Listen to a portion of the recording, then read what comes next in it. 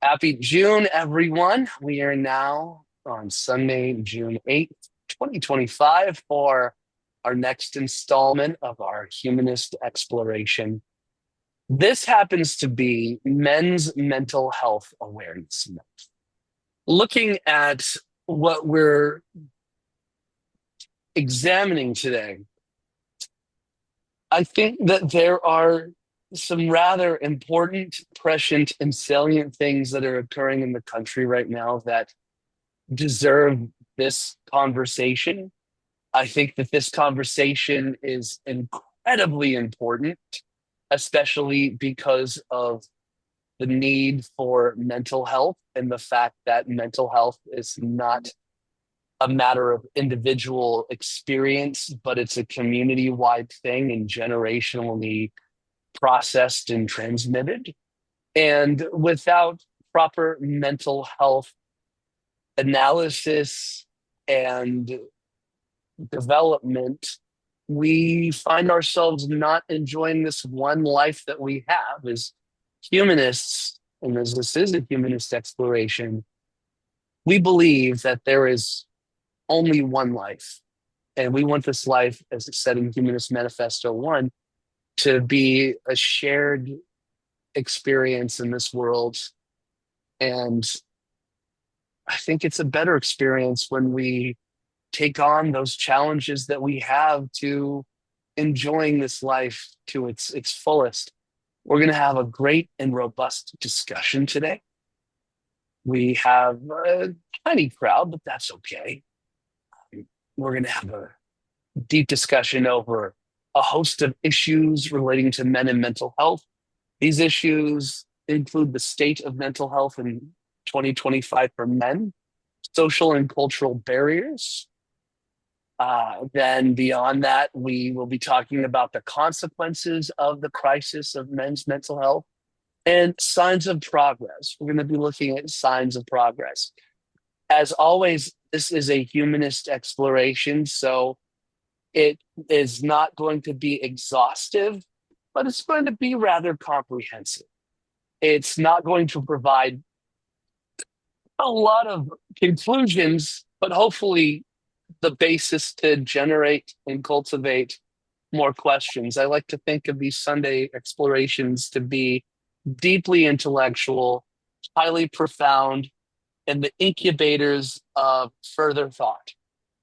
And as always, we have our Saturday night news chat, coffee and conversation, where we have a lot of fun. We're very breezy and flippant, going over current events. But this is our time to look at a particular topic and dig in deeply. And we have some of our favorite people here today. We have Caesar, Edwards, and Carrie. And I'm glad that we're all here to talk about this. And as we go through and I bring up certain topics, feel free to stop me and let's dive in. This is an exploration, and here we go. Men's mental health awareness. Today, we're talking about men's mental health.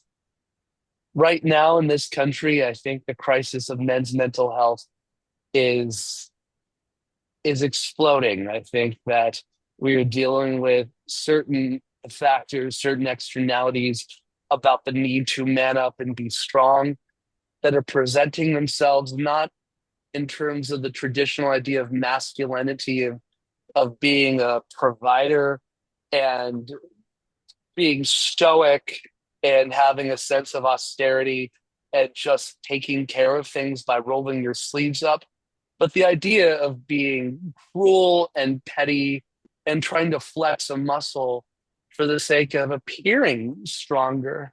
Not the whole Theodore Roosevelt um, walk softly but carry a big stick, but carry the big stick and beat up on people who are considered lesser in society. And we should look no further than the President of the United States. The President of the United States is in love with strongman dictators. He wants to be one himself. And this last 24 hours is proving to be disastrous for this country, for the soul of this country, for our political environment, we're seeing the National Guard deployed on the streets of Los Angeles, taking on civilians. We've seen the National Guard deployed on the streets previously by the president. One of the best examples was when Eisenhower ordered the National Guard to protect young students going in to a school against a violent mob. And now we're having quite the opposite. We're having a violent mob being used against the civilians, the civilian population, and the president trying to implement the insurrection acts in order to form a posse comitatus. Then we have our Secretary of Defense, Pete Hegseth, who wants to take on all these issues that he sees as problematic and about diversity, equity, and inclusion, where he Well, and he recent, also wanted to change the name of a ship, right? Like, yep, Oh, yes, the Harvey Milk. the USNS Harvey Milk, correct. And in this, it's interesting to note that he talked about the Biden administration changing the names of military bases from the names of Confederate generals. He said it was a sham, garbage, and crap, and said that it was a political ploy to change American institutions. And now he's doing it himself against the Harvey Milk, even ordering things being taken down, pictures of the Enola Gay because it has the name gay in it. And what a crock of shit. Utter crock of shit.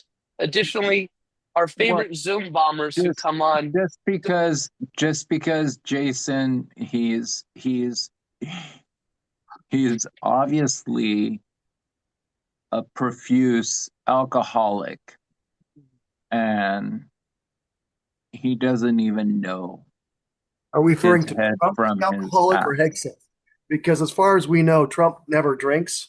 One of the few things you could say, well, okay, he doesn't drink alcohol, but Yeah, he's referring to Hegseth, or the nickname okay. people have been calling him Kegseth, or the DUI hire. But The about Pete DUI, I hadn't Hegseth, heard that. I like it. The DUI hire.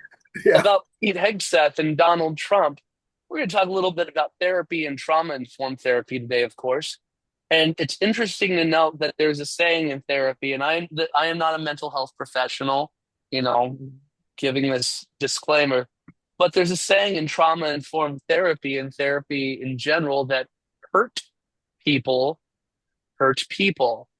And it's clear that this is manifesting right now politically, when we would ideally prefer to have our elected officials and our cabinet members be people who have America's best interest at heart and not just playing as seen on TV dictatorship. So looking at this with June being mental, oh yeah, and our favorite Zoom bombers, the way that we always manage them is we start making fun of Andrew Tate. There's a crisis of male masculine role models for our youth, and they're turning to people like Andrew Tate. And the easiest way to piss off the Zoom bombers who try to piss us off, they always fail, is just to start making fun of their male guru with this hustler university. And so we're going to look at this today. And as this is a humanist exploration, we are not here to judge. We are here to explore, to understand, to look at the human animal and the human population and try to understand what we're working with so we can work with it. And without further ado, I think we'll get started. So, the state of men's mental health in 2025. We are experiencing a crisis of identity as men. We are experiencing a crisis of identity in terms of economics, in terms of job prospects, in terms of changing cultural factors, factors such as the role of gender.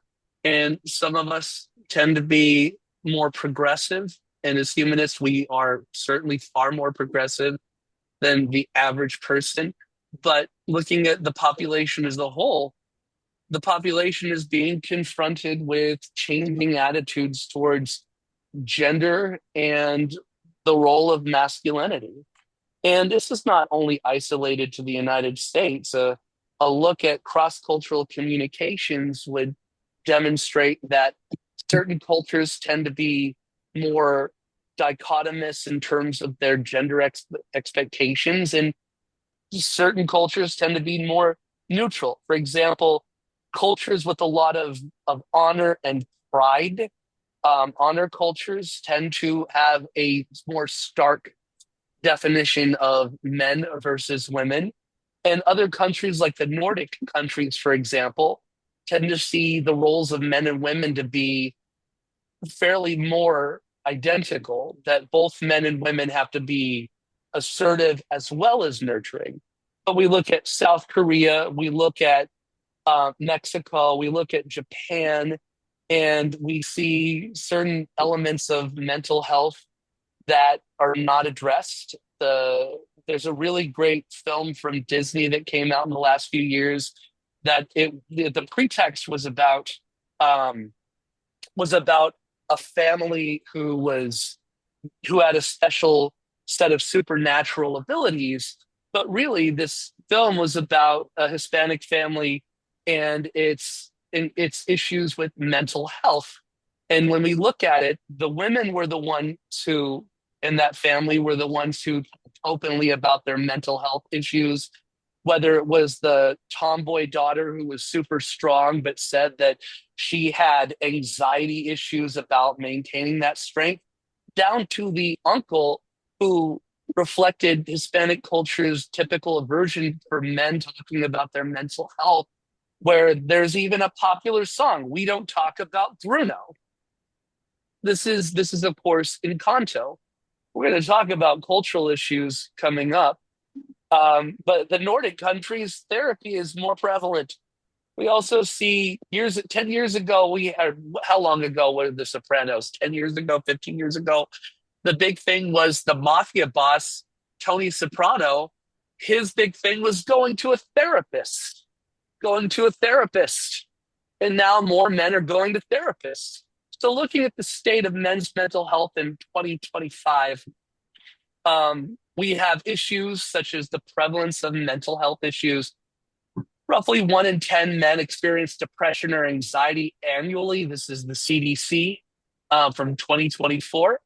And men are less likely than women to be diagnosed despite comparable prevalence. We don't have men going out to get diagnosed at the same level as women. And if there's a problem, you can't begin to work on the problem unless you know what the problem is. I myself have issues with depression and anxiety, and I'm working on it, but I myself have had a long history of depression and anxiety. And Ed, before we started the recording, you talked about suicide rates. According to the CDC, the Centers for Disease Control and Prevention, a 2023 statistic, men in the US are more likely to die by suicide attempts at a rate 3.8 times higher than women. And globally, suicide is the sixth leading cause of death for men aged 15 to 44. It's also interesting to note that in terms of suicide, men tend to go with more violent and physically extreme forms of suicide attempts, things like guns, leaping off of a tall structure, that sort of thing. And women tend to do things like pills, for example. Any thought on suicide and suicidal ideation with among men versus women, or among men in general? There's a lot that I can say. I probably shouldn't lead with, but with regard to mental health, and yes, men have higher rates of suicide, not just in the United States, but globally, poor health outcomes. I think it has to do a lot with attitudes that you tell men in our culture, in this country, you say, men, man up, suck it up and take it like a man, which you don't say to women, right? I've never heard anybody say something like that to a woman. And if I'm wrong, I'd like to hear an example. But by and large, that is prevailing in our culture, that men are not supposed to express their feelings because our society doesn't care as much about men's feelings. And unfortunately, You haven't heard the conversations that Carrie and I have. No. No, and nobody actually has any. It's at least at least coming from a Mexican American background, like nobody cares. Like you keep your shit to yourself. Nobody wants to hear your crap. Like Yep. you just keep it to yourself. And coming from a German and British, a Northern European background in the Midwest, that Protestant ethic of stoicism, that Protestant ethic of men do not talk about their feelings.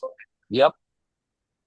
If you ever listen to Garrison Keillor's Prairie Home Companion, he highlighted this in these comedy segments. It was a radio show that was set up like an old fashioned, radio teleplay where you had the actors, performers, etc. And the main person, Garrison Keillor, would get a call from his mom. His mom's like, hi dear, your father wants to talk to you. Hi dear, oh yeah, your dad was talking about you the other day. And all right, mom, all right, no, you got to talk to your dad. Your dad really wants to talk to you. And then the actor who played the father came out and said, hello, son. Oh, hi, dad. How you doing? Fine. Oh, tell him, dear. Okay, dad, what's going on? Nothing. You know, and we see this and also the idea of suicide is romanticized as well, and it's seen as a virtue in certain cultures that if you've embarrassed yourself, that suicide is not necessarily based on mental illness, but it's the prescription to resolve an act, a presumed act or a perceived act of social or cultural embarrassment, where men will go and commit seppuku or harikare, Well, where you, it's no different than like how in say in in like Japanese society, yeah, like this is you off yourself because like you you've shamed your family.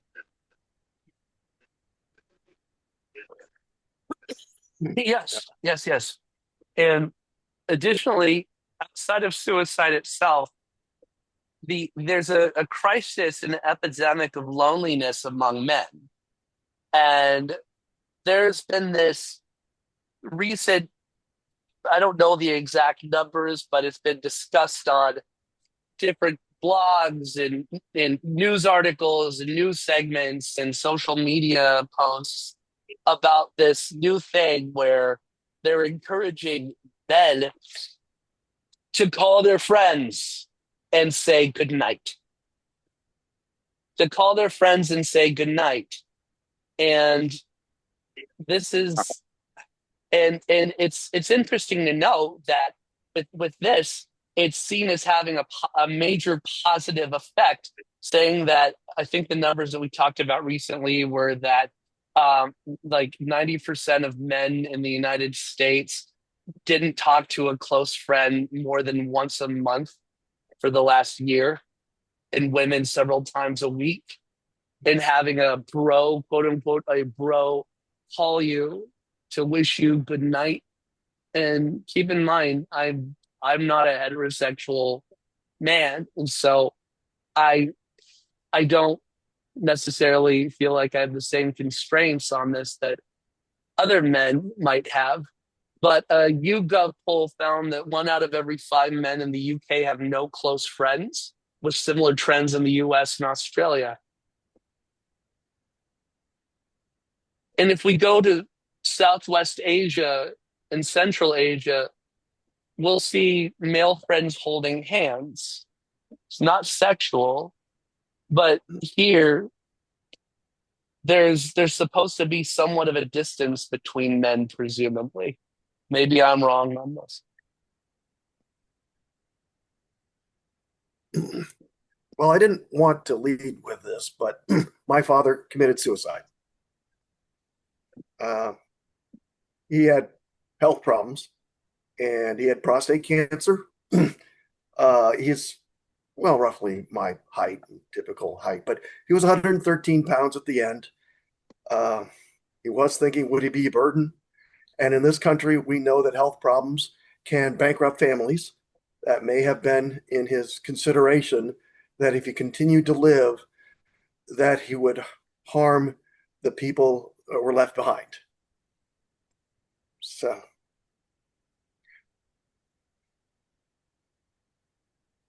So, exactly the whole aspect of honor.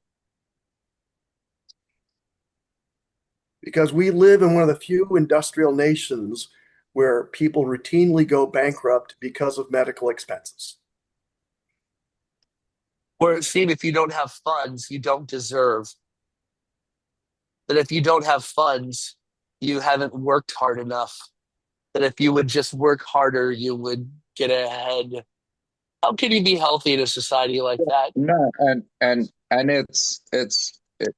it goes beyond that in that you have to provide. If you can't provide, if you're not uh, in a disposition to provide to your family, then you're useless.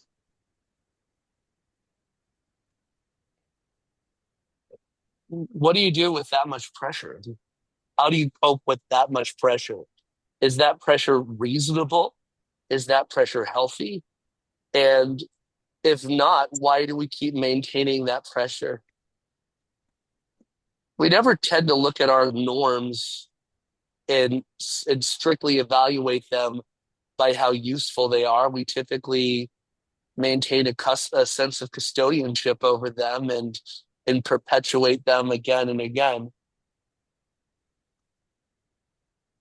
But speaking of suicide, it's interesting to note as well there from Mental Health America 2023, the numbers come out that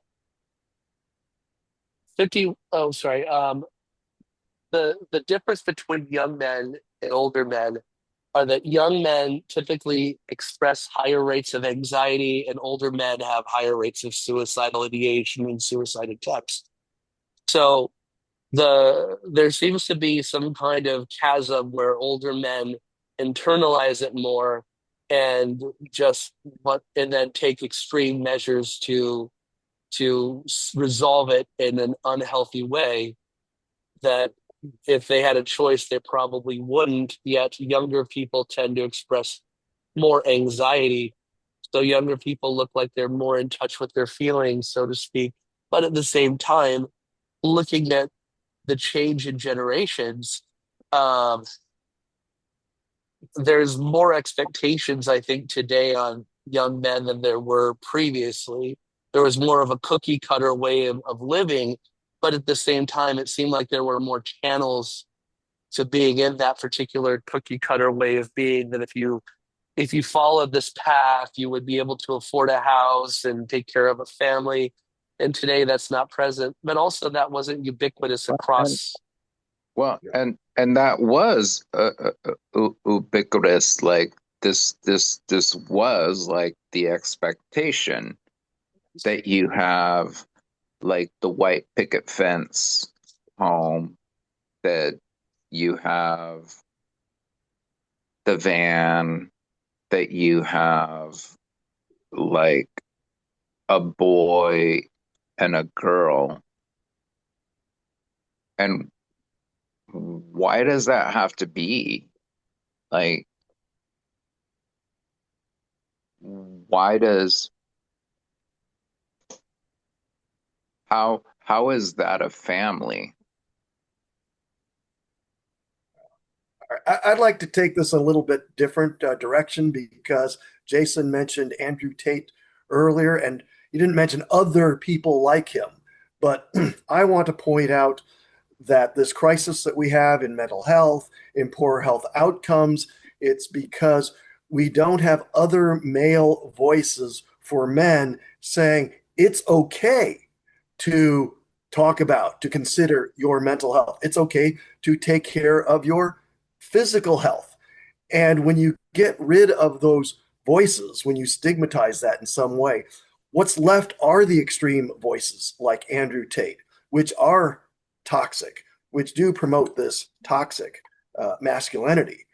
And I think the social changes that we've had over the last few decades, while well intentioned, like opening up the Boy Scouts, the men's clubs, for example, the idea that, yes, these were men's group and they were hoarding power, and we want to prevent that by taking away these male spaces. You don't have those male voices to tell men it's okay to take care of your mental health, your physical health. Be there for your family. Because if you don't take care of yourself, you can't be there for them. And I say that because, yes, my father, unfortunately, he did commit suicide, but he was in poor health at the end, was probably considering what would it cost if he continued to stay alive. And it's sad that we live in a culture where that has to be a choice.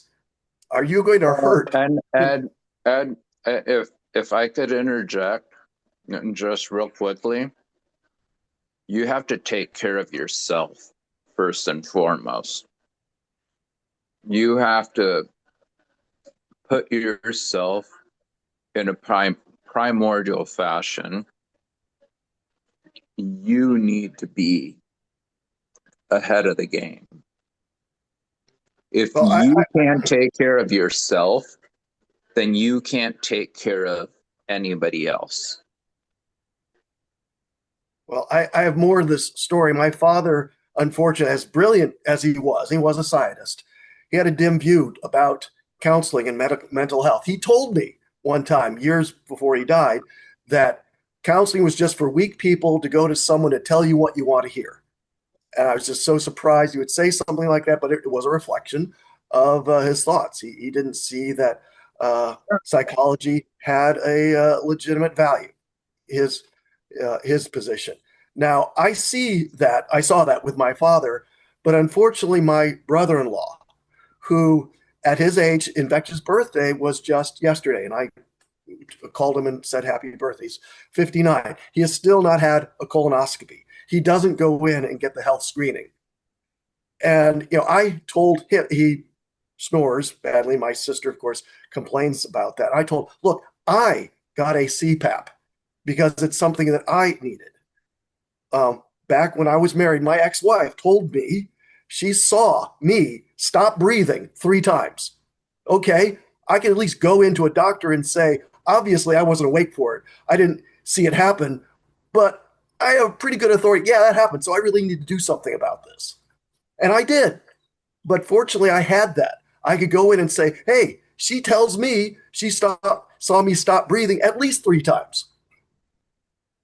And I tell this to my brother. There's no shame in this. Look, if you don't need to go and do this.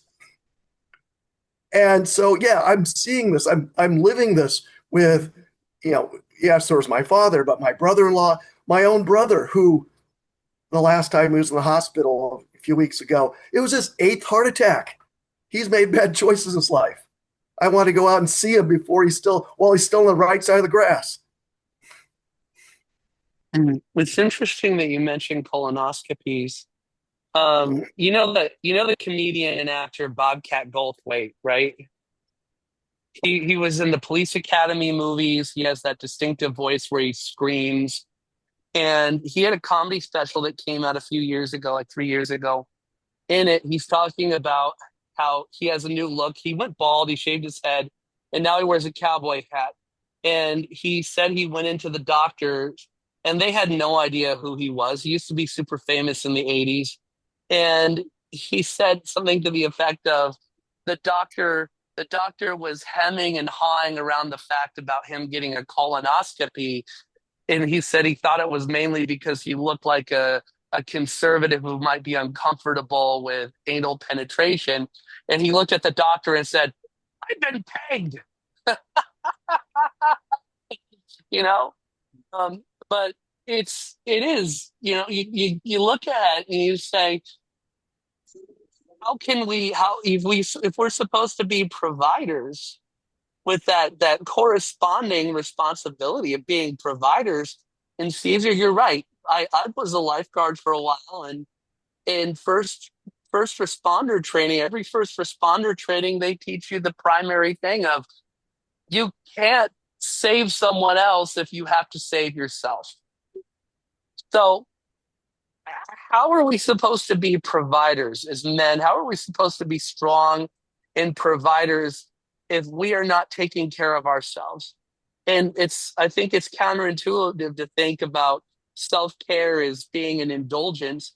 And additionally, when we talk about things like religion or politics, we tend to get a lot more people coming to our meetings. But with this, it's interesting to note that we got barely any response talking about men's mental health, which this, if we're talking about politics, and we'll transition to Carrie in a second, when we're talking about men's mental health, if at the core of the political problems that we have, a lot of it has to deal with men's mental health. So, you know, it's just interesting to think that men's mental health is seen as purely, and like you said about your father, about it being an indulgence. Carrie. Okay. Oh I'm no, gonna. it's Oh, because Caesar, hold on, hold on, Carrie's turn. Come on, it's Caesar, hold on Carrie's one turn. second. It's Carrie. Yeah. Okay. So this is going to be sort of my thought of the day because I gotta go. Um, but anyway, my book is all okay.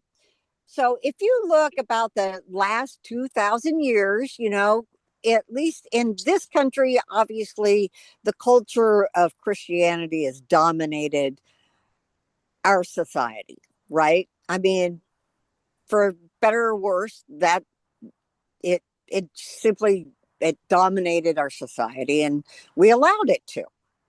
But now I think we are all awakening and realizing that obviously Christianity is completely dysfunctional and it is it's a male patriarchal society. And obviously we've all, like you say, you've been put, pegged with this, provider type mentality that you have to live up to, and 9 times out of 10 we fail, and obviously we do because we see it in those terms. And obviously, we all kind of put ourselves into these boxes of who we're supposed to be. And obviously, that's not who we are. And we can't live up to whatever that Christianity, those stupid 10 Commandments that don't mean mount to hell of beans. It forget it. Because with Christianity, you're damned if you do, and you're damned if you don't.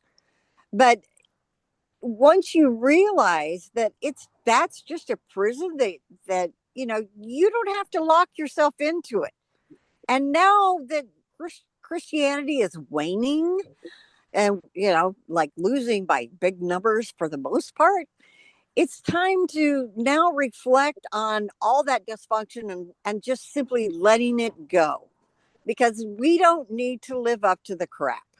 It's all just you know, all this. but if you don't, Carrie, What? if you don't fit that mold, you're still a pussy. As a man, we're talking about like masculinity. I You know, know. I understand what you're you, talking about, Caesar. That's okay. I mean, it doesn't and like matter. if you don't if you don't actually step up to the plate and you're not a man, that's a problem. Like that creates all sorts of issue. Okay. Wait. Let's just no. Okay. Because I'm not that what I'm getting to is your personal, you, Caesar, your inner dialogue. That's the most important thing. It doesn't matter what outside society thinks about you. Just just let it go and be the best person that you can be. Be the best version of yourself. And like you say, you got to take care of yourself before you can help anybody else. You do that first, and then you can help the world and change the world when you do that. And your inner dialogue is the most important thing to get you through it. And you just got to love yourself and let yourself be who you need to be at this moment in time. Okay. And you will get through whatever it is this is we need to get through because, just be the best version of yourself and just concentrate on yourself. And you have my permission and everybody else's permission to love yourself. Go to the mirror and say, I love you, Caesar. You do that. Take care of yourself, Caesar. That's the most important thing. You do that. Carrie, I Yeah. wanted to make a point earlier as far as the elimination of male spaces that men are going to be more receptive to other male voices to say, it's okay to consider your mental health. It's okay to take care of yourself. It's not self-indulgent because you're doing it for your spouse and your family. Yeah, And you can be there for them. exactly. You can. You can be both. Yeah, you can. And it's really all about your internal dialogue and you have to keep yourself, in balance. You got to keep yourself there. Because all of this, stereotypes and labels and all that crap is meaningless. It is completely meaningless. But they are, and just know that they are used to gaslight you. And if you know that they're being used to gaslight you, you can turn them off and you can say, go away. I love me and I'm going to do the best version of myself today. You do, guys. You guys can do it. I know you can. And I realize just because Christianity and this, whole male patriarchal, dominance thing is kind of, just being weird. But you don't have to live up to that. Nobody does. I mean, really, they don't. And Carrie, you have such a good point about bringing religion into this because there's so much of these double standards that come into play from religious doctrine. For example, if we look at if we look at Judaism, Islam, and Christianity, the Abrahamic faiths, the more conservative will even have women either being in a separate room or sitting behind the men.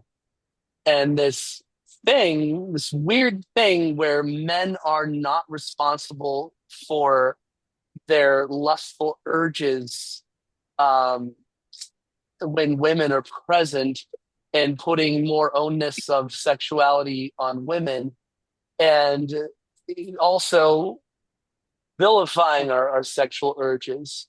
Additionally, seeing that men have to be the provider. Men have to be the provider and women have to be the homemaker. And then things like Paul saying that women cannot speak in a church but can ask their husbands at home. And if we have generational prescriptions coming down through so-called holy scripture from the Abrahamic faiths dictating this, this is generational trauma informing and generational trauma building. And the fact that we look at the nature of the Abrahamic faiths, and God tends to be a masculine individual.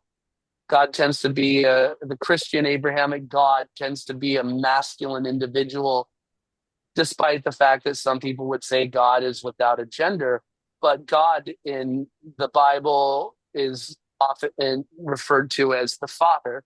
In Arabic, Allah, it has a masculine tense to the noun Allah. And we and we also see the character of God being jealous, presumptuous, angry, vindictive, violent. And when we see that this the ultimate portrayal of the masculine personage is God, and seeing God as both a laborer and at the same time generally mentally and emotionally unstable, who the hell would not see this replicated throughout human behavior in those particular cultural milieu and other contexts? There you go. What other moment are you going to have on a Sunday where someone's going to use the term milieu? Yes, well, Congratulations. It's my insofar as oeuvre. those sexual urges you refer to, Mm-hmm. I can assure you, in my own personal experience, uh, women express sexual urges as well. So I'll just They um, do? well, I'll relate an experience from March in which a woman came up to me and gave me her Oh. phone number. I would say with some enthusiasm. I had an exchange with her over text, and then at some point, she did admit to me that she was married. I found that to be irritating. So I can tell you that such things do actually happen. It's not a mere abstraction. Carrie, It's is this true? Are women sexual beings? well, obviously, yes. But I have to say that because the woman was married, those are the ones, those are the most what's confident. They've got their buddy, and obviously they're not looking for another one. They're just wanting to bag somebody, and so the Exactly. huh? They're looking for something secondary. Yeah, just having fun on the side. And so obviously she's got the confidence to do that, but obviously, that's not something that not that many men are willing to do. So, or, well, whatever. I don't know. I said that that's not something that I would be interested in. Yeah. Yeah. So, you know, but, here, proof it happens. Yeah, yeah, it's not an abstraction anymore, at least not to me. So,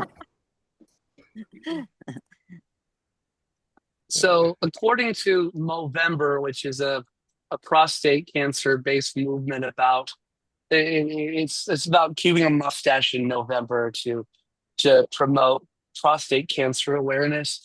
It said apparently they did a study and a survey online, and it said that men are less likely to confide in friends or partners. 30% of men said they have no one to turn to in a crisis.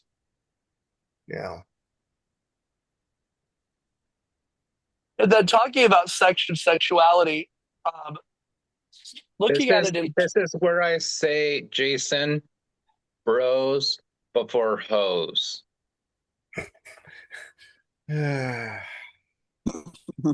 well, Carrie, you're my bro, so you get preeminence before any of the hoes. Okay. Well, It was it, it's about that time, and I'm going to have to exit. So you guys have a good time, and you guys take care of yourself. well, great seeing you, Carrie, as always. All So right. there's also this factor that comes up when we're talking about sex, of course, and it's the idea that one homosexual experience is in our culture is a contamination. That if you have a singular homosexual experience, then that brands you as being gay, and that scene is being diminished. Of course, it's changing. Um, Kanye West recently came out with a new track where he talks about how for years he had an ongoing sexual relationship with a male cousin when he was a young man. And there was a provocative aspect about that where he talked about having oral sex with a male relative. And this is not about the incestuous nature of that. It's the fact that um, sexuality is such a spectrum, but at the same time, it's seen as there's some kind of purity towards heterosexuality where gay experience will remove your heterosexual purity, so to speak, which I think most people experiment to some extent. Any thoughts on that one? It is Pride Month. Hmm. Well, I've never had a homosexual experience, and not something I'd ever thought about. But I don't have any particular animosity toward that. Okay, well, just never came up for me. I think that this also causes anxiety in men if they may feel inclined to either experiment or engage in same-sex sexual behavior. And we see this culturally in different groups. For example, for African Americans, there's a whole term applied to men who have sex with men, and it's even to the point that it's called a down low brother or down low brother.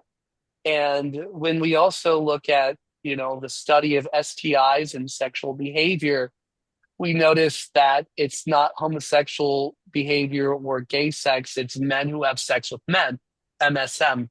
That's how it's categorized. Um, there's not But WSM. they also look, Jason. They also look for. Uh, they claim to seek for trans, or they want to look for the femmes, and it's like, no, you're a um, forgive my French, but you're a fucking fag. Mhm. Like you you're you're a gay guy and you're not accepting it.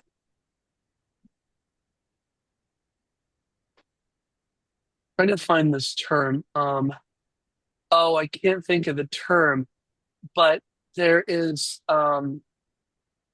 there's a term that's applied to mostly men who engage in criminal behavior that is it doesn't examine the mental health aspects, but it's something like hysterical criminality or something. I can't remember. I've heard it recently, but I can't remember exactly what it is, but effectively it's trying to bypass the aspect of men's mental health when it comes to engaging in criminal or other misanthropic behavior, antisocial behavior. And If when we're not you're look, if you're a gay, own it. Just own it. Don't there's no reason to like dance around it. Mhm. You know, I have, for instance, ill respect for those that are gay and they go and they marry a woman and they have a kid and they do all this other bullshit. And now they've put this poor woman in hardship. Like, why would you do that?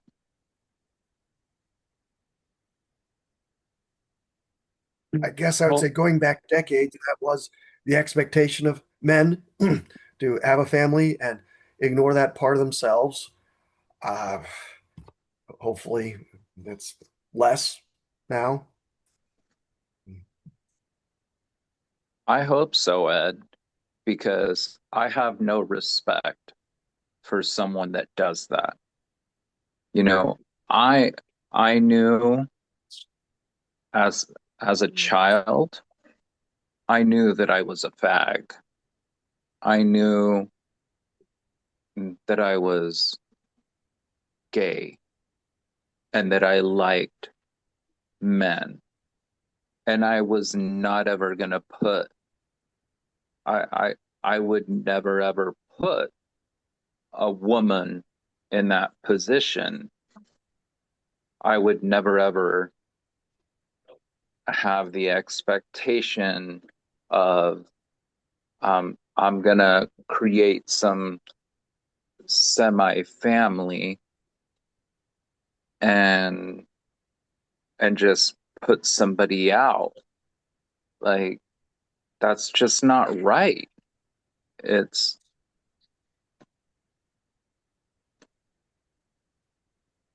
it it just does not,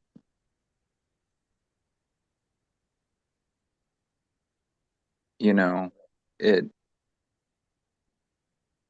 it doesn't resonate with me.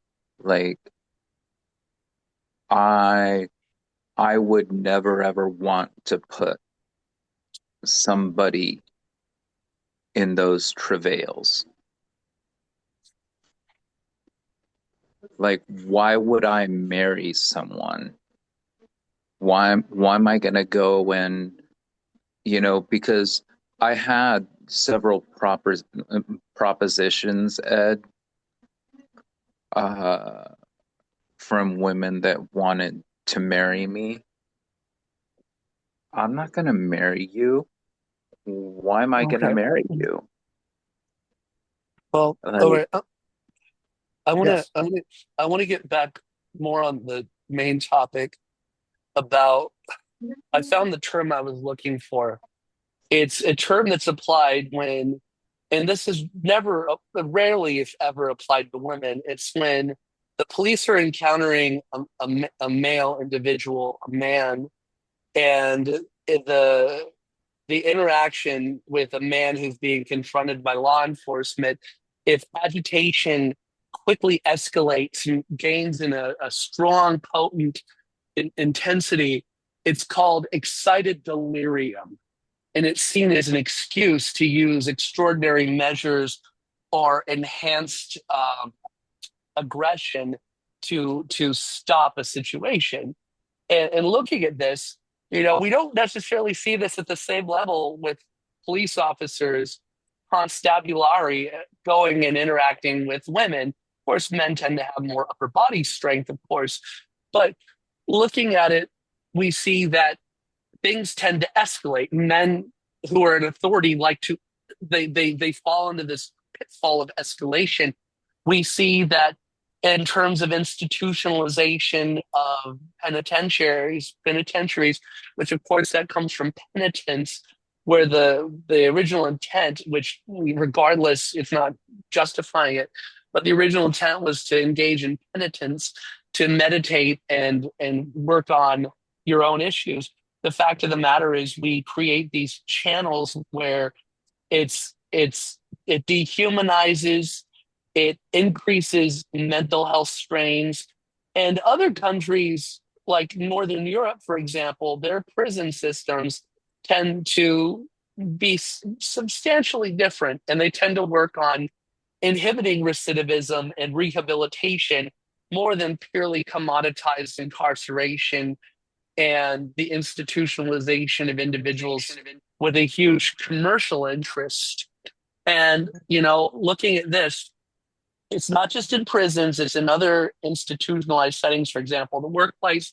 According to the American Psychological Association, only 1 in 5 workplaces offer mental health support tailored to men.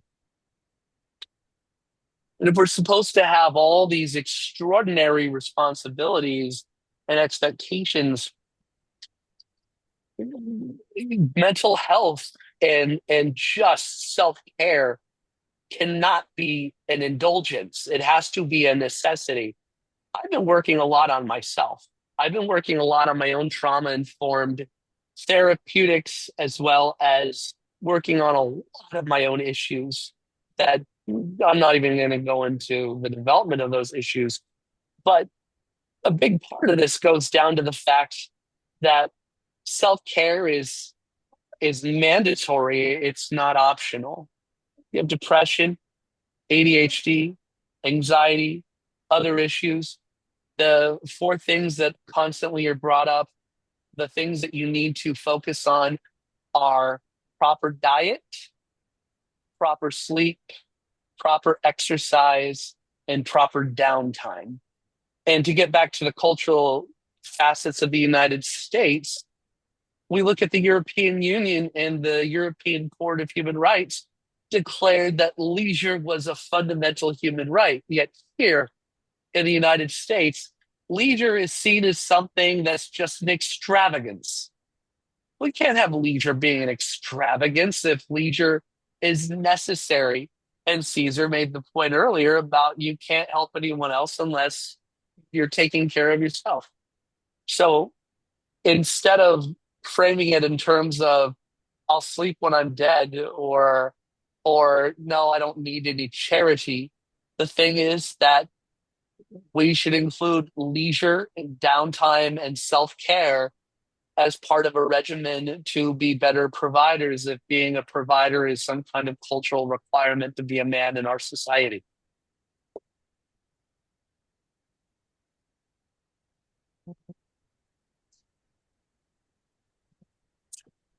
Now, into cultural, we look at the fact that there are there are significant cultural issues that come into play. Nationality and ethnicity in the United States.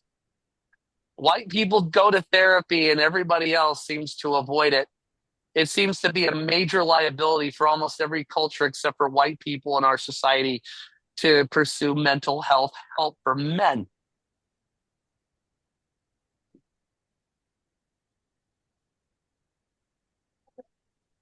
Yeah. Um, Because let's just be honest in that women tend to be a little bit more sensitive, and they tend to be a little bit more recluse. What? There's that recluse woman. You might want to mute if you're talking to somebody, okay?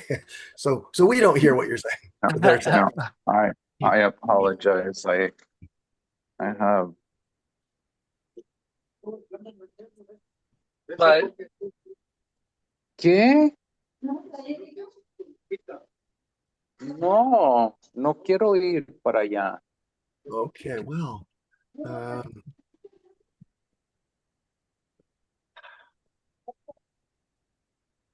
well, women, it's interesting to note about mental health that we're talking about violence and aggression. Men and women are both quite aggressive and quite violent, but typically in different ways. Men tend to be more physical in terms of their violence and aggression, and it tends to be more short lived. Women tend to be in it for the long game and engage in relational violence. And by that, I mean things like damaging someone's reputation, working Right. in.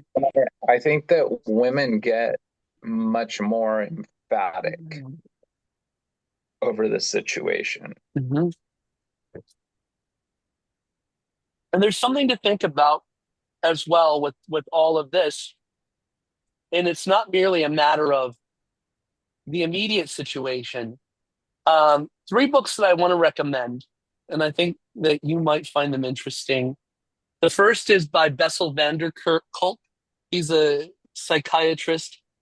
He wrote a book called The Body Keeps the Score. It's about the exhibition of trauma in physiological symptoms.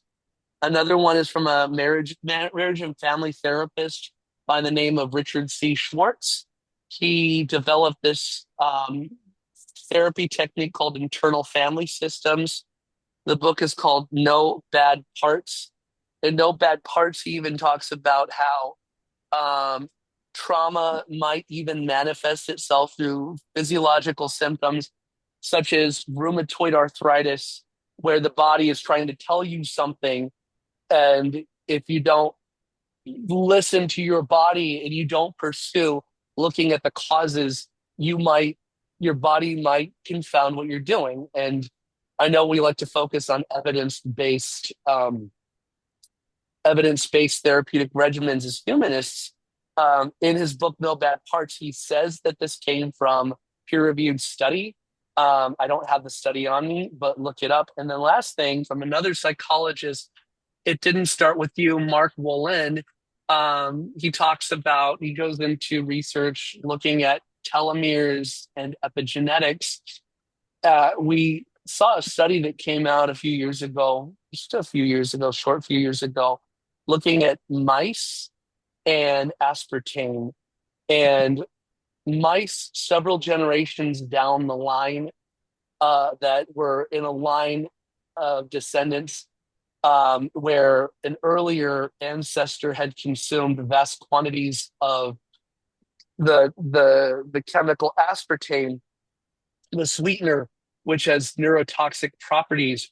It was found that the mice several generations later exhibited greater anxiety in maze trials, and we see different elements of this, and explanations for this are keep in mind telomeres and epigenetics used to be considered what was called junk DNA, but you can have generational trauma that's passed down through them. And the thought on this that's being discussed in the literature is the fact that if there are ongoing environmental and socio-political risks, that this is the generations down the line being better prepared. And the thing is that if we look at the matrilinear aspect, if we look at a female of a species of a mammal, the ovum of the female, while it's being gestated into a next line female, all of the egg cells that potential female to be born, all of the egg cells that female is ever going to have are going to develop in utero in a female offspring. So what you're getting is you're getting the potential offspring of that potential female offspring of an existent female individual, and the stresses that are placed on that female have corresponding effects down from hormones, other chemicals, etc. It has corresponding effects down to the secondary ovum from within the developing gestating fetus within her. And looking at the evidence for telomere and epigenetic presence of generational trauma, telomeres, which are protective caps at the end of chromosomes, they shorten with age and stress. So shortening is considered a marker of cellular aging. It is increased risk of age-related diseases. Animal and human studies indicate that stress experienced by parents can negatively influence the telomere length of their offspring and even grand offspring. Mechanisms include direct effects on parental germline cells and indirect effects via stress hormones or inflammatory pathways. For example, paternal psychological stress can induce molecular changes in sperm that result in shorter telomeres in offspring. A review highlights that parental stress, especially maternal, can alter offspring telomere dynamics through exposure to stress hormones during pregnancy or poor parental care after birth. Epidemiological studies have found that high levels of early life trauma are associated with shorter telomere length in adulthood. Epigenetic evidence. Trauma can induce changes in DNA methylation an epigenetic modification that regulates gene expression without altering DNA sequence. So your epigenetics are not necessarily the middle of the nuclear DNA, but the little coding proteins on the outside. Um, and these trauma-associated epigenetic marks can be detected in offspring of trauma survivors and may persist across generations. A landmark study of Syrian refugee families found that exposure to war-related violence led to unique epigenetic signatures, differentially methylated DNA positions in both directly exposed individuals and their grandchildren.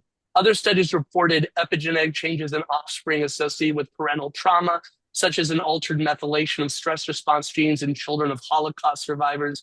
And I read somewhere, and I don't have this off the top of my head exactly, but something about the fact that like the offspring, like the descendants of those who went through the Great Depression tend to have a higher incidence of obesity because of the Hmm. starvation that was experienced by their ancestors. And this is just the human population just preparing itself for starvation because it experienced it.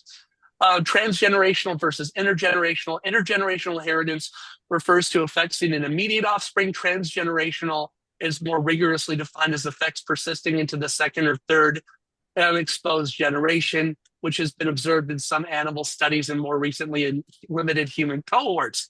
So looking at this, the mechanism of telomere shortening is strong in trauma response. Epigenetic marks, evidence is growing at both transmission route, both. So looking at this, the adverse mental health effects of these expectations in men without resulting self-care, things like are written in the Old Testament, in the Bible, about, the inequities of the father shall pass down 7 generations. It's a good analogy. I don't think that it might have been an observation, but looking at the fact that we see generational trauma expose itself.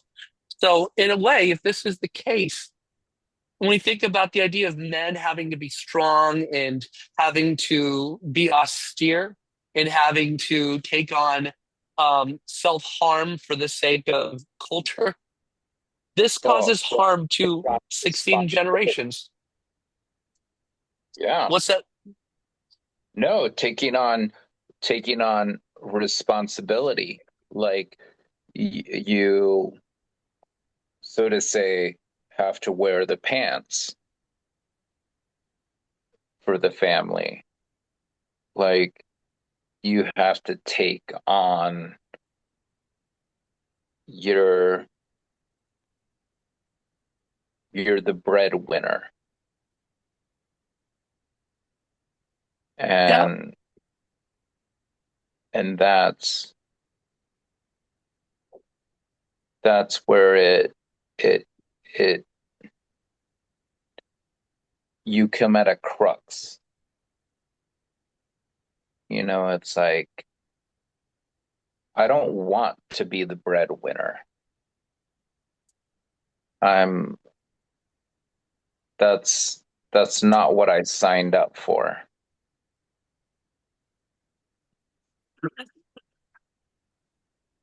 And we also see not just that, but the coping mechanisms such as drug and alcohol abuse much higher in men than women. This is a coping mechanism. And we see suicide 38,000, according to the CDC, over 38,000 men died by suicide in 2023. And we have this interesting thing about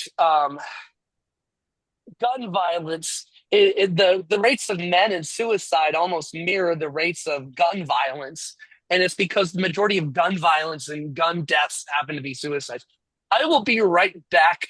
I'm not feeling like using the restroom really quick. But, talking about this as well economically, outside of the fact that a lot of the economic factors are well out of most people's control, we seem to have this idea of personalizing an Oh, adverse economy where we blame ourselves if we can't find a job, if we're underemployed, no matter how well we try. And we see it as a personal failure. And especially more so than women, as men, we see this as an indictment and an indictment towards our manhood. Discuss. Right. And Well, I have a comment about the that virus. very thing. You see the background behind me? That is from the control room of a nuclear reactor, the experimental fusion reactor in La Jolla. That's because, at least until the end of April, I was an electrical engineer and I worked on instrumentation for nuclear fusion research. And my job went away. It went away because Department of Energy contracts were canceled. Now, if I was a father telling my children, if you work hard, you apply yourself, and you succeed, then it will count for something. Well, I'll tell you something. I am probably one of thousands of people who worked on nuclear fusion in some way or another. And I'm just one electrical engineer.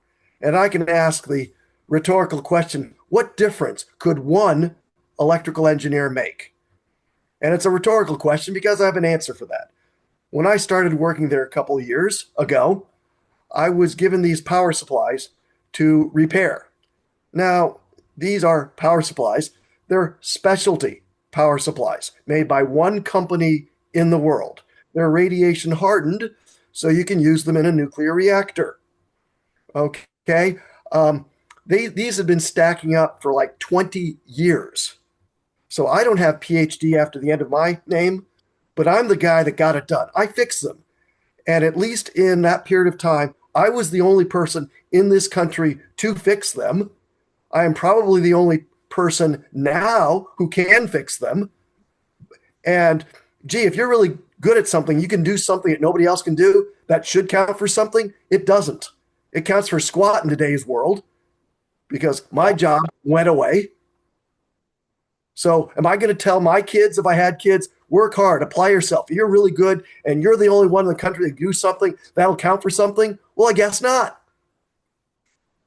No, absolutely. You're right. Like we're all pretty much dispensable. We're we it matters no difference. It's it's it's no different than when I was working in the airline industry. Like I I had all the market analysis. I I knew the industry inside and out, but they disposed of me. Oh, I Uh, didn't explain what these power supplies are for. They power the Langmuir probes that measure the plasma inside the reactor.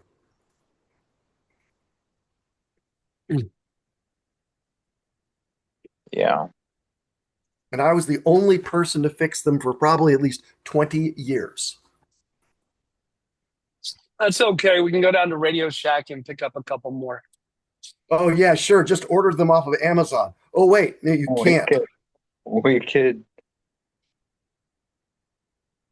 we could just we could just source it from China somewhere. I'm Well, pretty sure that it could be replaced. well, looking at the economic factors, like this kind of modern American masculinity is evocative of the crypto bro who wants to get rich quick and get one over and manipulate and just not have any responsibility outside of just personal wealth consumption, looking perfect, and then subduing as many women as possible. Elon Musk is the great example of this, and we see the type of predatory nature. I've talked about this presidential primary debate a lot recently, where we had George H.W. Bush and Ronald Reagan in the 1980 Republican primary debate, looking at how people talk about migrants today and what we're looking at in Los Angeles. We have this idea of these paranoid, fearful men who are afraid and who have to foment fear to appear strong and powerful. But we look at Reagan and Bush back in 1980, and I'm not saying this is the crux of their policies, but we can also look culturally at the time with this case of Plyer versus Doe about undocumented children who were undocumented immigrants and whether or not they should be allowed to enjoy public education. The idea was one of stewardship. The idea was one of, if you're a man, you take care of other people. You make sure that everyone is taken care of. You punish people who might be harming people. But for vulnerable people, the men come in and make sure that everyone is taken care of.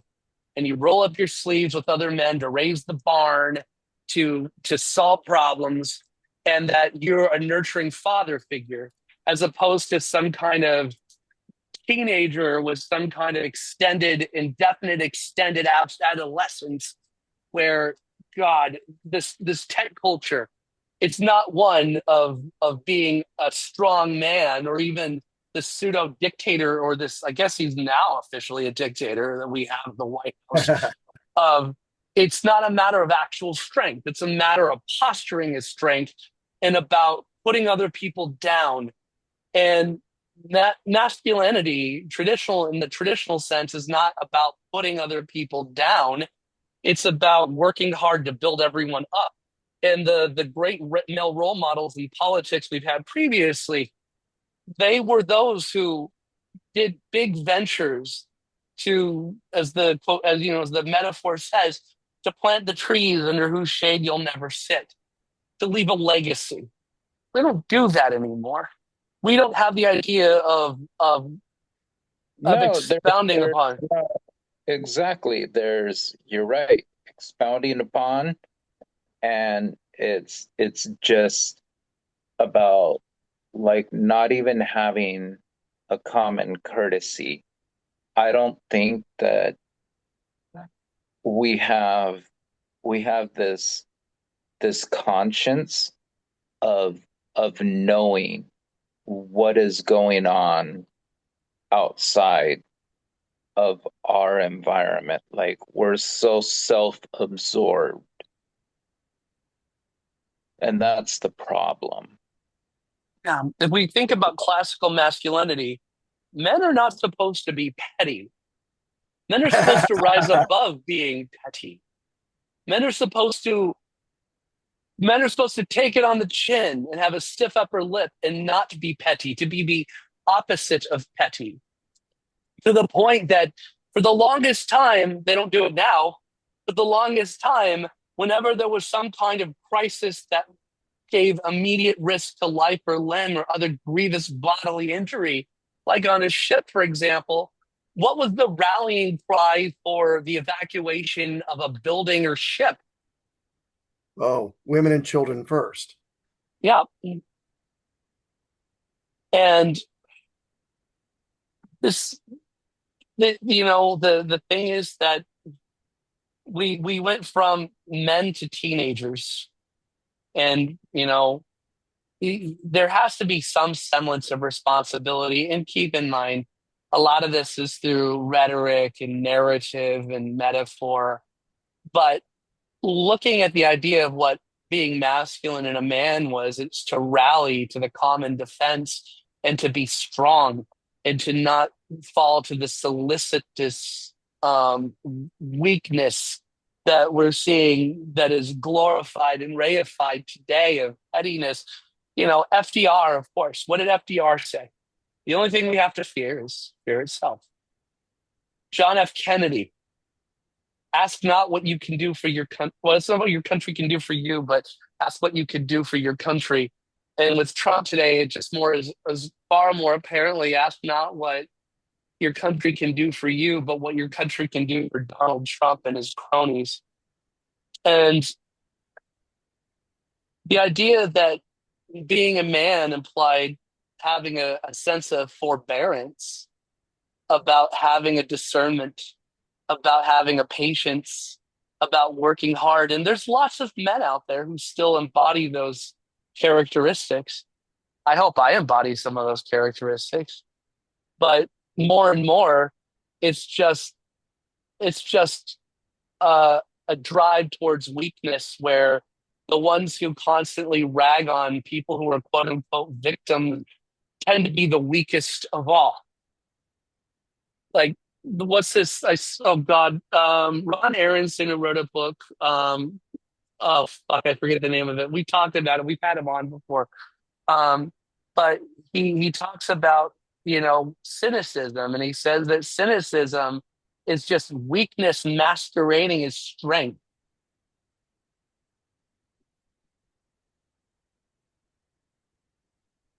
But we have a lot of signs for positive change.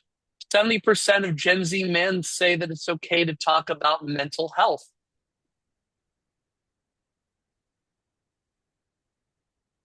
So, as much as older generations may see these younger generations as weak and indulgent, these generations are far more likely to pursue mental health help and to talk about it. And it might be messy, but every generation that explores something and develops something and expands upon something tends to be messy. It's just the natural fact of things. High profile men are increasingly open about their struggles. Um, President Biden even mentioned, and you never hear a president talking about this, but in interviews, in one interview he did with Howard Stern, he talked about how he thought about ending it when his wife and his kids were killed in the car accident. He thought about ending it, and he said his father told him flat out, well, he said, well, why do I deserve this? And his father said, well, why don't you deserve this? You need to brush yourself off. You need to stand up, brush yourself off, and you need to get back into, where you need to be. Damn that. What's that?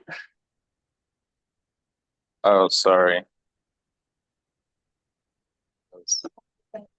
Thank Is he on you. another call? Maybe. Biden said his father had a policy and it worked really well. No complaining, no explaining. Oh.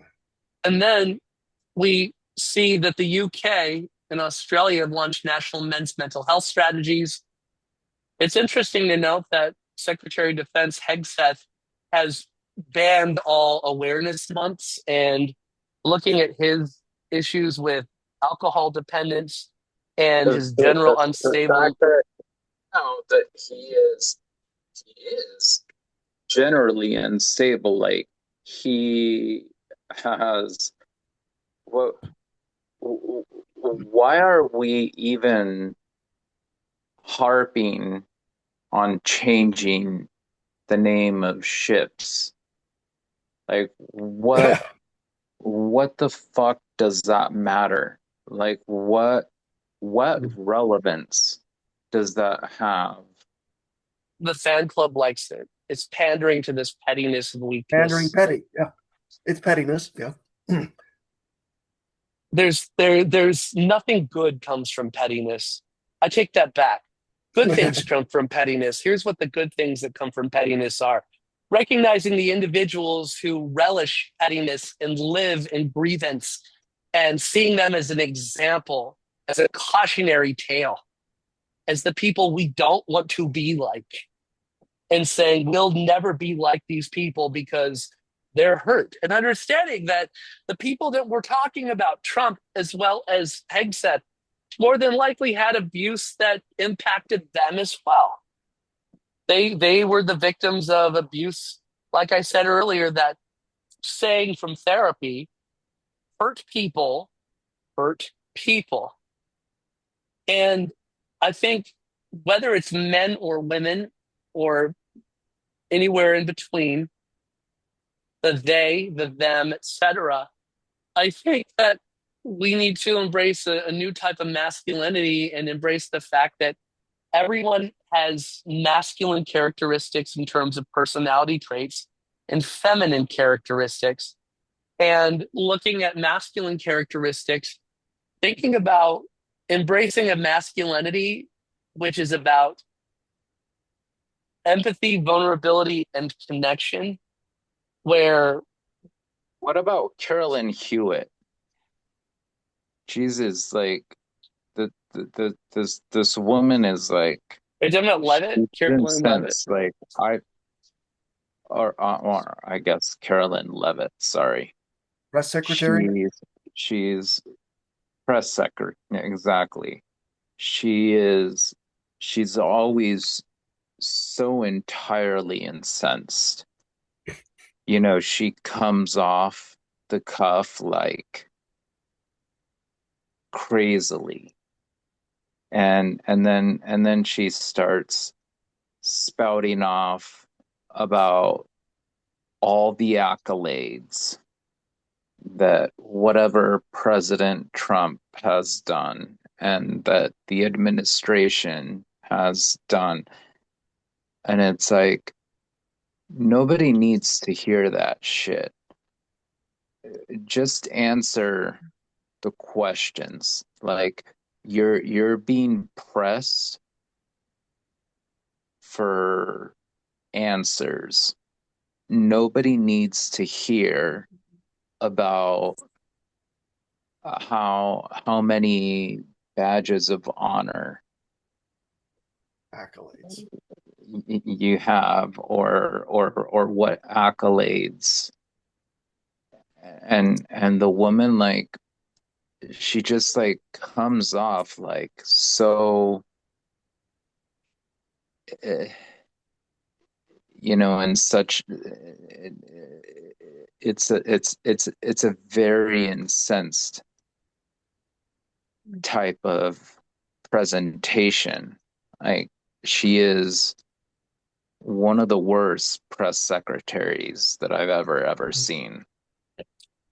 Well, I think there's a point that you touched on there that's worth exploring, and that's the tone of grievance and of entitlement, grievance, and inconvenience that's expressed today, not by Carolyn Levitt per se, but by men in the public sphere in terms of the talking heads. If you look at men who are talking heads, there's always a tone of, I am outraged by this. Listen to this thing. I am completely baffled. No, this is wrong. Ah, Tucker Carlson, for example. And we look at the men who were on the media in the 1960s, the Utleys, the Cronkites, the Edward R. Murrow, which, by the way, George Clooney did the film Good Night and Good Luck. He's doing a Broadway portrayal of this, and it's broadcast on CNN tonight, I believe. And the thing is, you had this idea of you're going to report the facts in a stoic and sober manner. We're going to tell you what's happening. And even if I say an editorial, it's going to be as blah, blah, blah. And then we talk about, God, I have a cold right now, so I'm a little off. What's the name of Beale? Howard Beale in Network, where he talks about he's coming on because they're turning the news used to be a loss leader for networks, and they made it more commercial. They were making money off of it, and they were trying to sensationalize it. And this film network, which is absolutely brilliant, watch it, watch it, watch it. And I'm sure you've both seen this. And he comes on, it's his final broadcast. He says, I'm coming on tonight, and I was planning on committing suicide on the air. But then he wound up saying, I'm mad as hell and I'm not going to take it anymore. I remember that. Yes, character Howard Beale, the movie network. I think it was Albert Finney. I don't know what your question is about that. The sensationalizing the news, how it progressed. It didn't happen all at once. It just kept going farther and farther and farther. Yep. And I'm going to, Yeah. since I broadcast this on YouTube, when we put this on YouTube, I'm not going to play a clip from the movie because it will strike it down. But I will read the speech. So Howard Beale is coming on, and it says cue to Howard. And Beale says, I don't have to tell you things are bad. Everybody knows things are bad. It's a depression. Everybody's out of work or scared of losing their job. The dollar buys a nickel's worth. Banks are going bust. Shopkeepers keep a gun under the counter. Punks are running wild in the street, and there's nobody anywhere who seems to know what to do, and there's no end to it. We know the air is unfit to breathe, and our food is unfit to eat. And we sit watching our TVs while some local newscaster tells us that today we had 15 homicides and 63 violent crimes. And as if that's the way that's supposed to be. We all know things are bad, worse than bad. They're crazy. It's like everything everywhere is going crazy. So we don't go out anymore. We sit in the house, and slowly the world we're living in gets smaller. And all we say is, please, at least leave us alone in our living rooms. Let me have my toaster and my TV and my steel belted radios. And I won't say anything. Just leave us alone. Well, I'm not going to leave you alone. I want you to get mad. I don't want you to protest. I don't want you to riot. I don't want you to write your congressman because I wouldn't even know what to tell you to write. I don't know what to do about the depression and the inflation and the Russians and the crime in the street. All I know is first, you've got to get mad. You've got to say, I'm a human being, God damn it. My life has value. So I want you to get up now. I want you to get up out of your chairs. I want you to get up right now and go to the window, open it, stick out your head and yell, I'm as mad as hell and I'm not going to take this anymore. It might feel good. Yes, it might feel good, but then what do you do? As it should lead to some I, kind of I don't know that you accomplish much with being exactly to have that appeal. I've I've always been the type of salesperson that I'm I'm very passive. I don't I don't like to yell at people because yelling at people does not I I don't find that you really accomplish much out of it. You have to be a little bit more uh, just a little bit more how do you say, like, just just passive minded. You can't have this crazy type of report, and you can't, like, yell at people. Like, when you yell at people, they shut down. It's weakness. It's just weakness. By the way, my phone is my camera that I use on these, and it's on 5% power. So I just placed it on the charger. Welcome, Mickey. We're talking about Men's Mental Health Awareness Month. How is your mental health?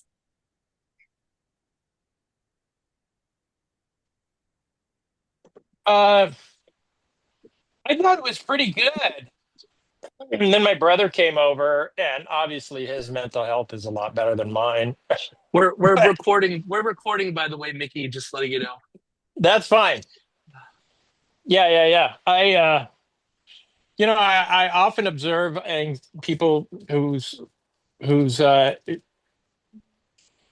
day is clouded with anxiety, and I always think, oh, I'm so glad I'm not that person. yeah. And my brother is much calmer than me, which impresses me and reminds me that, yeah, I'm not immune from anxiety. I certainly have a bit of it too. But today we're getting my back steps and deck rebuilt, so I'm very excited about that. And so it's a good day. It's a good day for me. But I don't. My mental health is not a given. I do occasionally subject myself to analysis. Generally, though, um, I'm okay is the rule. If I we have were some to, oh God, God, I have some questions for Jason. Uh, you had mentioned some uh, interesting quips. You said Pete's Hegseth, the DUI hire. If you got any more of those, that's kind of nice. Um, well, there was another. Oh, you mentioned Andrew Tate. I'm not familiar with that space. If you can give me some other names of extremists like that, I would like to know what names are in that space. I don't know many of them, but people Okay. like um, Andrew Tate is one of them, and then you have this very he's very almost effete, and he's a conservative commentator guy.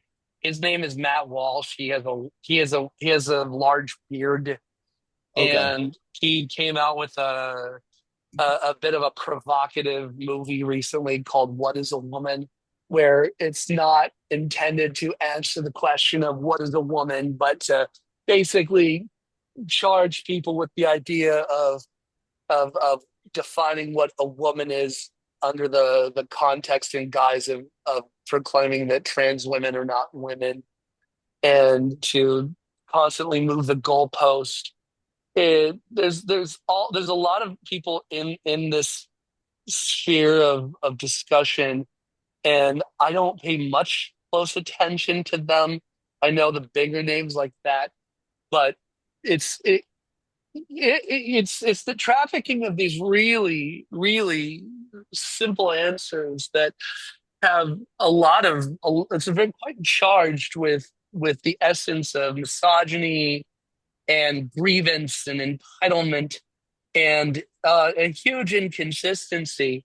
Donald Trump is a good one for this. So is Pete Hegseth, about the idea, and we mentioned this earlier in this. I'm repeating this from Mickey about the fact that previously Pete Hegseth said it was a bunch of garbage and it was a bunch of crap about the Biden administration renaming military bases, and then he goes and he says that we have to. He orders the renaming of the USNS Harvey Milk, as well as several others, but Harvey Milk is the most conspicuous thing, and he did it at the start of LGBT Pride Month. And it's this idea of a masculinity that sees women as conquests, that sees you have to be juicing and going to the gym constantly, and you have to have this perfect body, but at the same time, you don't really work on yourself. You need to be have, and this is something I didn't bring up, the idea of men and eating disorders. Men are now experiencing young men are experiencing profound levels of eating disorders, from anorexia nervosa, but especially BED, binge eating disorder. And we also see that it's called the California sober. It's a new thing that they're calling it, where people they're indulging less in alcohol, but they're indulging more in other recreational drugs. And we see Hmm. this with Elon Musk as well. Elon Musk may not be a drunkard, but he is. It was reported, apparently, allegedly, that Elon Musk it did so much ketamine that it impacted the normal functioning of his bladder. He can't even speak eloquently. Honestly, the man is essentially retarded. The Well, he does. way the He is neurodivergent for sure. He said he was even diagnosed. But also, we talked about generational trauma, and we talk about generational trauma.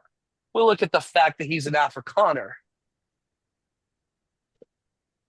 well, I don't think it has much to do with the fact that he's an Afrikaner. I think it has to do with that he just cannot enunciate. He does not speak profoundly. The man cannot literally speak profoundly. He just like he utters a few words and and they make no sense. and they're not even like pacifying words. He just he just utters whatever, just off the cuff, and it makes no sense. Well, outside of Hegseth, and Musk, something to bring up right now is the fact that um, this aspect of weakness masquerading as strength, the president effectively going to war with the civilian population of the state of California. Nationalizing, federalizing the National Guards, 2,000 troops, 300 already in downtown LA, and not ruling out sending in active duty Marines. This is to police dissent. The president has the prerogative to do this, but it's rarely used, if ever. And under these contexts, it's never used like that. This is this is this is what happens when you have a weak man who wants to be a strong man, and the it's greatly appealing to a lot of white men in this country who feel like they have been completely marginalized. And they appreciate this individual who's loud, who's obnoxious, who's cruel, who is messy, who actively engages in provoking escalation where there should not be escalation. Well, this is what I tell you about loud talkers. I I hate loud talkers. Anyone that is a loud talker is a liar to me. If you're gonna talk to me loudly and try to overspeak me, like, or talk over me, I I honestly I I just dispel you as a liar. You're not anyone that I need to talk to. Yeah. Well, Oh, you were talking about Trump earlier, Trump, and I want to read these quotes from the Declaration of Independence. You'll see how it fits. So, for cutting off our trade with all parts of the world, for imposing taxes on us without our consent, for depriving us, in many cases, of the benefits of trial by jury, for transporting us beyond the seas to be tried for pretended offenses. Let's see. Um, let's see. So he has plundered our seas, ravaged our coast, burnt our towns. Well, okay, that's about King George. He has excited domestic insurrections among us. So this is all in the Declaration of Independence against King George. Does any of that sound applicable to today? well, there's a couple of things that you're forgetting as well. That's the complicity of Congress. And in there, it said that we have appealed to our brethren across the sea in Parliament, and it has fallen upon deaf ears. And we also look at the fact that in the Declaration, under the preamble to the Declaration, it says that mankind is more predisposed to suffer ills and evils when they are sufferable. But after a long train of abuses and usurpations, and it seems like the Trump presidency, the second round is just more. So that whole thing that comes from Locke's second treatise that was lifted and planted to become the Declaration about abuses and usurpations. It seems like Trump, if you talk about Locke, Trump is tyranny and Musk is usurpation. You would fall. That's an interesting way to phrase that. I should write an essay on that. But Locke, like Musk, is the usurpation of the outsider, and Trump is tyranny, is the elected sovereign of the executive branch. But yes, you are correct. There's so many parallels to this about sending people over and then and also taking abrogating the rule of law. That's what the Declaration is. It's a laundry list of complaints, and it's interesting to note as well. It's not just about the king; it's about Parliament as well, falling on Oh, deaf ears. Oh, this is another great line I just saw. Our repeated petitions have been answered only by repeated injury. A prince whose character is thus marked by every act which may define a tyrant is unfit to be the ruler of free people. The Yes. parallels are just, yeah. Welcome to America. All right, we're coming up on 4 o'clock, so we have our 2 hours cap. We'll do our last words.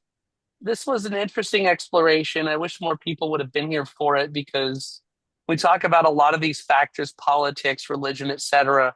Men's mental health is at the core of a lot of these topics. So this is at the, I guess, the methylated DNA of these political issues. The DNA methylation of the political DNA methylation is what we discussed today.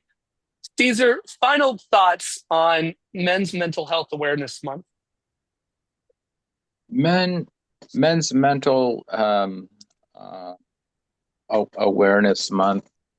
I'm I'm gonna do some self-care, and I'm gonna go to Santiago de Chile. I I resided there uh, during college, and I just want to go back just for shits and grins. And that's going to be my mental health awareness. Mickey, what about yourself? Thoughts on Men's Mental Health Awareness Month?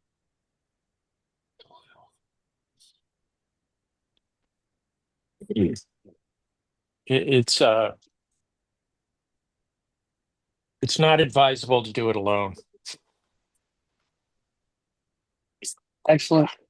Get help. Edward, Ah, Edward, thoughts on I mental have, health? while this doesn't answer that question directly, we know that the Trump Trump himself put out an executive order saying that there's only male and female, and that's what the federal government would recognize. I found this, I was looking for this order that a a person born with a Y chromosome is ordinarily thought of as a male. That would be one way of defining it. However, and I don't know what the prevalence is, there can be a defective SRY gene on the Y chromosome. It's called Swyer syndrome. So when this person develops, they they develop a female reproductive tract, except they have streaks of fibrous tissue instead of ovaries. Of course, they present physically as female. And this is someone, while they cannot conceive a child because they are missing ovaries, they have a uterus and can, if there was an implantation, um, sustain a pregnancy. So here's one example of where, okay, is this person a male or a female? Oh, And we need to get a test case or a series of test cases together of intersexed individuals because there are about 2.7% of the human population are people who are intersexed. That's one out of every 47 or something, or one out of every anyway. Um, so yeah, more than 2% of the population, slightly more than 2% of the population are intersex, and that would violate their equal protection rights. So the last thing I'll do is I'd like to leave you with a song. And since I don't want to get this flagged for copyright infringement, I'll just sing it. And this, I think, sums up everything that we talked about today in terms of masculine stereotypes, etc. And that's part of the humor in this particular song. And even if you know it, sing along. I'm a lumberjack and I'm okay. I sleep all night and I work all day. I cut down trees. I eat my lunch. I go to the lavatory. On Wednesdays, I go shopping and have buttered scones for tea. I cut down trees, I skip and jump. I like to press wildflowers. I put on women's clothing and hang around in bars. I cut down trees, I wear high heels, suspenders, and a bra. I wish I were a girly just like my dear papa. Yeah. But I thought it was so butch. Anyway, great meeting today. My phone is still charging, but glad we went over this important topic, necessary topic, and we did some great work today. All right, everyone. Thank you so much. And we're